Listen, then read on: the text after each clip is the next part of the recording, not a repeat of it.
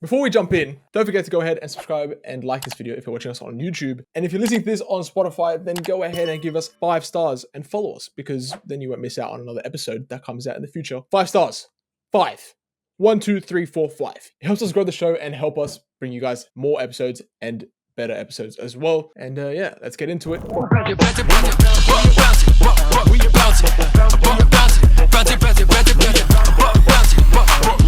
Welcome back to Bounce. I'm your host, Ayub, and today we're joined by Austin Rapp. He's just come off a huge freshman season at the University of Portland, where he was named WCC Freshman of the Year and quickly made a name for himself as one of the top young athletes in college basketball. Austin, it's great to have you here, bro. Thanks, I appreciate it. It means a lot for you guys inviting me to come on here. No, of course, bro, of course. You're killing the game. Today, we just saw like you were playing a scrimmage with Josh Giddey on a J-Law story. How was that, bro? Yeah, it was good. It's always good to be around company of the best guys from your country and guys who have played in the NBA. Johnny Furphy was there too, and some really high caliber players. So it's always special to be around those guys and kind of compete against them. I've been working out with them for the last couple of weeks, so it's been good. Hell yeah, that's actually sick. Right, that's so funny. I saw that, I was like, damn, bro, that's cold. No, it's been good. It's been really good. Hell yeah. Well, we're gonna get into some quick fire questions. Just a little segment that we do. Go-to move on the court. 3. Best basketball memory. Game-winning shot under 20s nationals. Hell yeah. Pre-game hype song. How by Lil Baby. Tough. Favorite kicks. Kobe's. Hell yeah. Dream teammate to play with. LeBron. Yeah, of course. Has to. Dream team to play for. San Antonio Spurs. Hidden talent outside of basketball, if you have one. I'm gonna say golf, but I'm still trash. No, golf is hard to get good at, bro.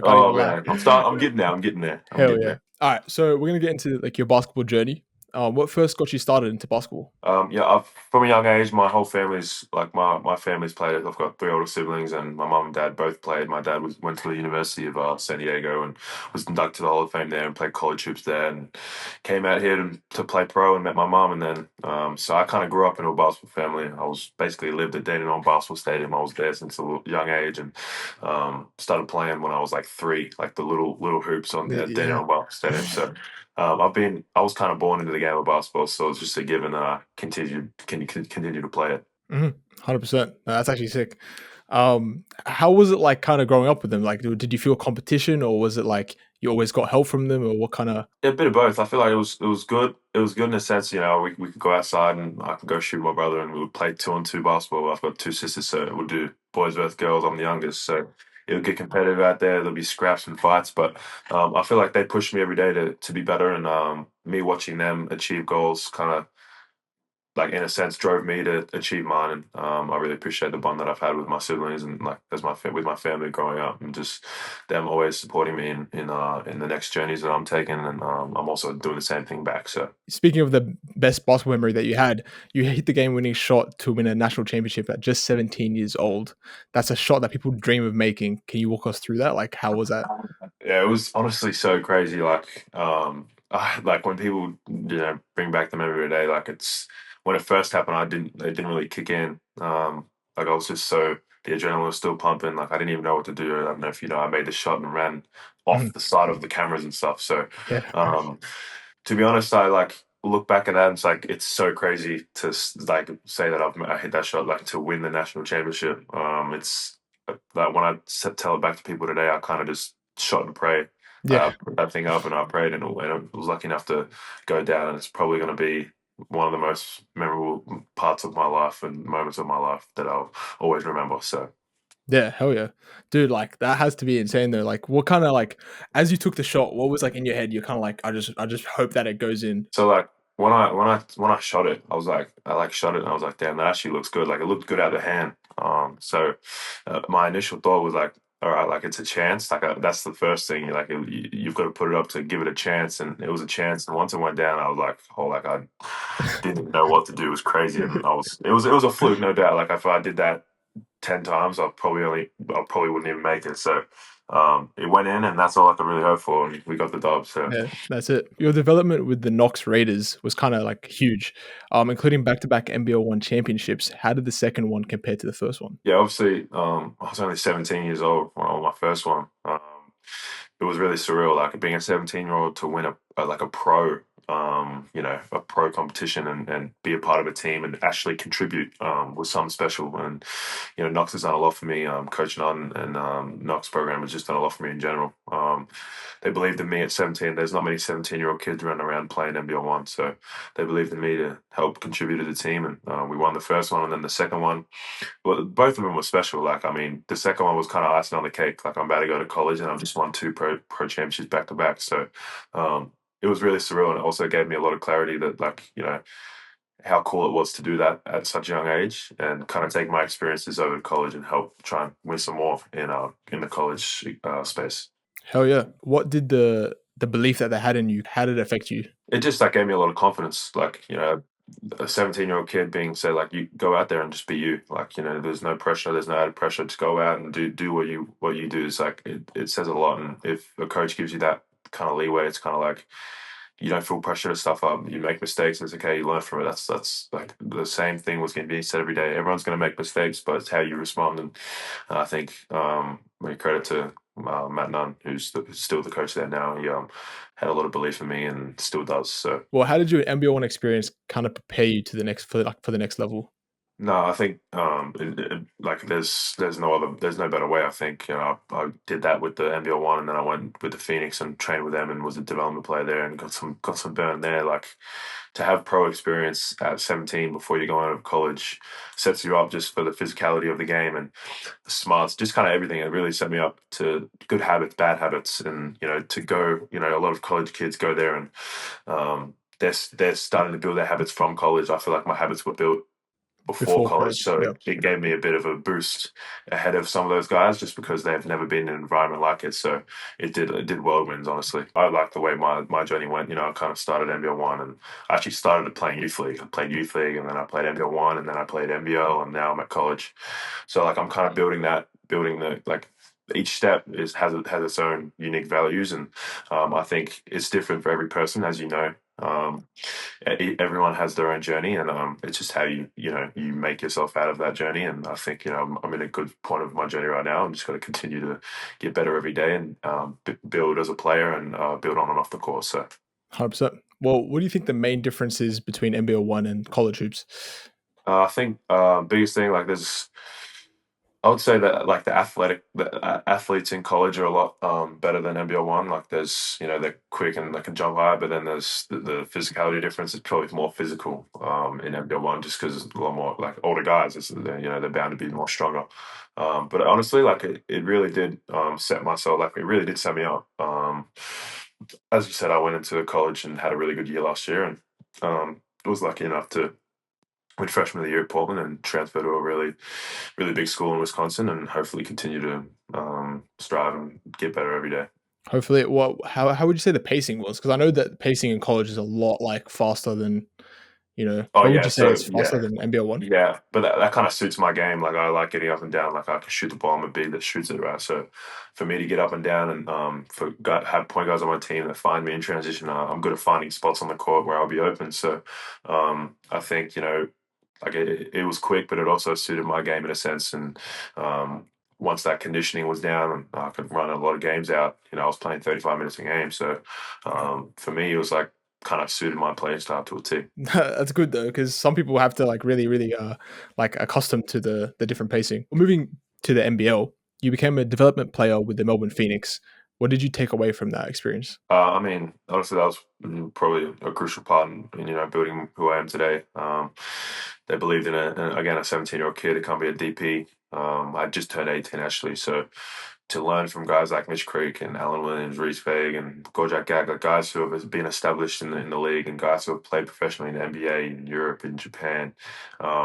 I just got to take habits from their books and kind of try and implement it in myself. And the guys at Phoenix were really good to me. Like they showed so much love and so much support. And coaching staff, Mike Kelly at the time, and Luke Brennan and Sam McKinnon, like Adam Gibson. We had guys that coaches that really believed in me. I was lucky enough to start as an 18-year-old in the NBL a couple of games. So Mhm. it really gave me like a lot of clarity and also like grew a lot, not just on the court as a player, but habits and off the court things too. As let's say someone else is getting that opportunity as well, what advice would you give them? I think I mean ultimately, like, learn from those guys, ask questions. Honestly, like, take notes. Don't take. You don't need to have a book in hand or right hand, but like take notes on what they're doing and visualize them and the things that they eat after practice and what they do before practice to prepare and what they eat after practice, what they eat before practice, what they do. Do they get extras in after practice? Like, there's little things you can take from each person. And I think that like if I was going to give advice to someone today, just be open minded to learn, and I think Yep. you'll be fine.